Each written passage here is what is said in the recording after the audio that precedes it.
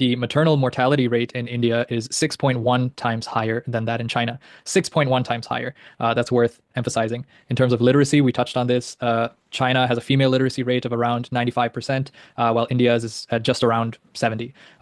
Also, one thing you hear over and over again from obviously Chinese women, women that live in China, but also women that travel to China, is that it's extremely safe for women. The cities are walkable even at night.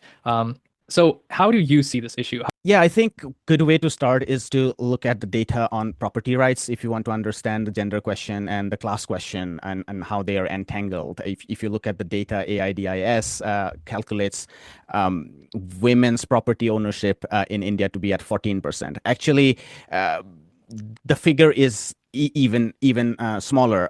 Their own survey calculates the rural. At rural, the ownership is about 11%. But we have the National Family Health Survey data, which specs it at 8%. So that's the first point. The second point is to look at the labor force participation. Now, it is a very small women's participations in the labor force.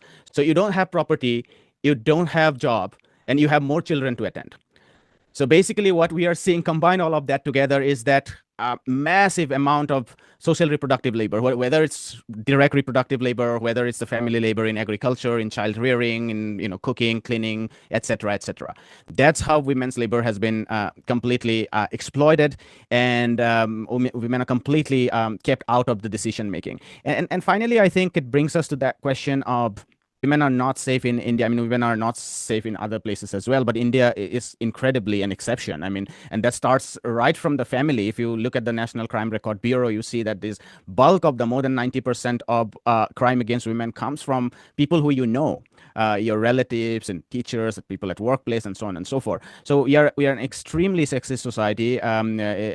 Sexual violence is incredibly high. Our streets are almost sanitized of women. I don't want to say 0% because that would take away all the agency, but you can see the difference. The Chinese cities, as you say, I mean, if you go out in any of the Chinese, as life starts like at about 8 p.m. in the evening, you would see a lot of women and children. You go at a comparative Indian city, I mean, there can be some exceptions, but you would never see so many women and children.